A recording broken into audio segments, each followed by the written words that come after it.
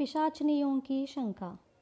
विद्याधरपुर तथा वैशाली नगर के बीच स्थित घने जंगल में एक पगडंडी के किनारे बरगद के पेड़ पर दो नटखट पिशाचनियाँ रहा करती थीं।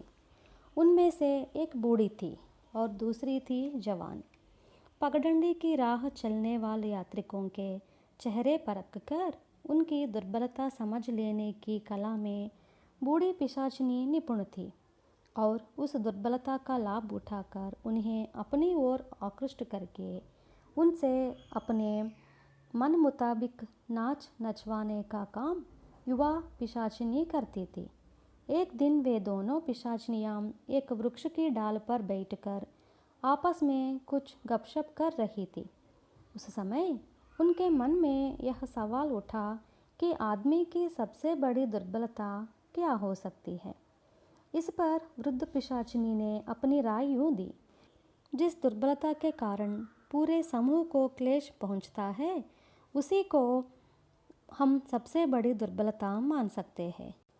इस तरह दोनों पिशाचनियाँ परस्पर वाद विवाद करती रही। उसी समय उस रास्ते से एक मुसाफिर आया।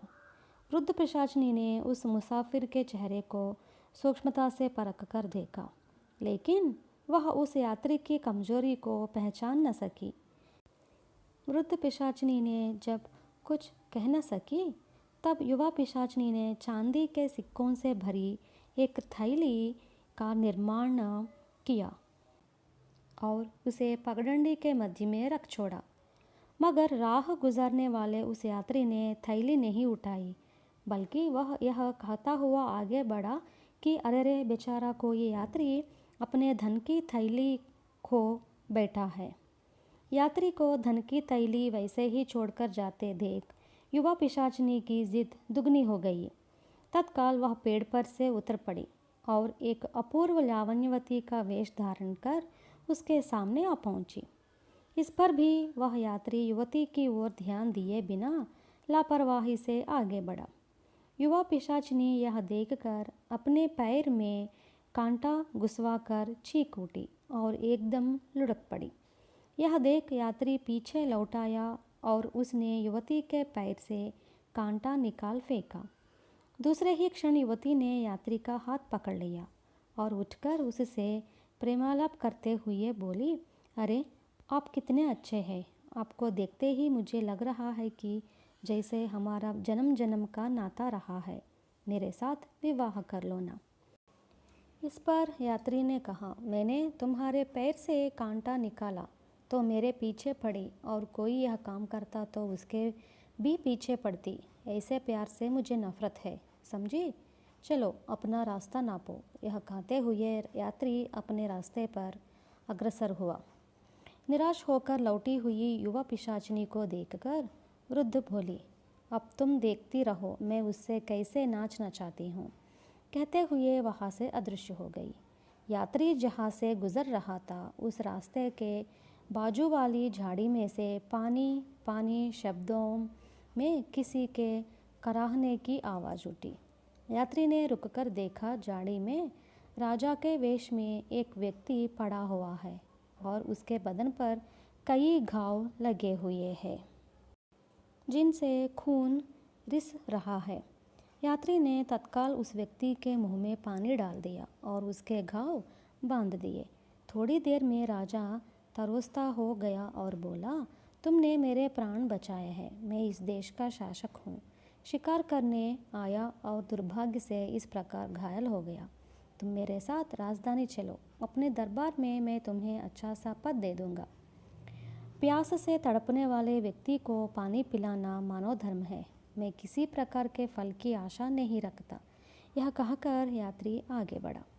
यात्री के चले जाते ही युवा पिशाचनी राजा वेशधारी वृद्ध पिशाचनी के समीप पहुंचकर बोली, ऐसा लगता है कि इस यात्री के मन में किसी तरह का मोह नहीं है। सुनो, इस दुनिया में हर एक व्यक्ति के अंदर किसी न किसी प्रकार की दुर्बलता अवश्य होती है। चलो हम मानव के वेशों में उसके पीछे जाकर उसका दौर्बल्य समझने का प्रयत्न करेंगे, वृद्ध पिशाचिनी ने सुझाया। दूसरे ही क्षण दोनों पिशाचनियाँ बाप बेटे का रूप धार कर चल पड़ी। उन्हें एक पेड़ के नीचे आराम करता हुआ वह यात्री दिख पड़ा। दोनों पिशाचनियाँ यात्रियों का अभिनय कर उसके समीप पहुंची और बातचीत का सिलसिला शुरू किया। थोड़ी ही देर में यात्री ने अपनी यात्रा के अनुभव सुनाना शुरू किया। सारी हकीकत सुनाकर उसने पूछा, तुम ही लोग बताओ, धन के प्रति लालच न रखने वाला, रूप सौंदर्य पर आसक्त न होने वाला और यश के प्रति प्रलोभ न रखने वाला मेरे जैसा आदमी आपने कहीं देखा है? पिशाचियों ने बड़ी देर तक सब्र से यात्री की कहानी सुनी। फिर थोड़ी देर में उनके कानों के पर्दे फटने लगे और आंखों से पानी बहने लगा। अंत में जब उनकी सहनशीलता ने जवाब दिया, तब वे अचानक अदृश्य हो अपने निवास बरगद के पेड़ पर पहुंच गई। उफ, यह भी कैसा आदमी था, उसने तो हमारा दिमाग ही चाट लिया, युवा पिशाचनी ने कहा। दिमाग चाट लिया यह कोई बात नहीं, मगर हमारे सवाल का जवाब तो मिल गया, वृद्ध पिशाचनी ने कहा। युवा पिशाचनी इस पर आश्चर्य से देखती ही रही। वृद्ध पिशाचनी ने कहा, देखा ना तुमने, आदमी की सबसे बड़ी दुर्बलता आत्म प्रशंसा करना ही है। किसी व्यक्ति में अन्य कोई दुर्बलता भले ही न हो, मगर उसमें अगर आत्मस्तुति करने की प्रवृत्ति हो तो उसके अन्य उत्तम गुणों का भी कोई मूल्य नहीं रह जाता है। किसी को भी आत्मस्तुति कदापि नहीं करनी चाहिए। वृद्ध पिशाचनी के इस कथन का युवा पिशाचनी ने सिर हिलाकर अनुमोदन किया। दोनों खुश होकर बरगद के पेड़ पर जा बैठी।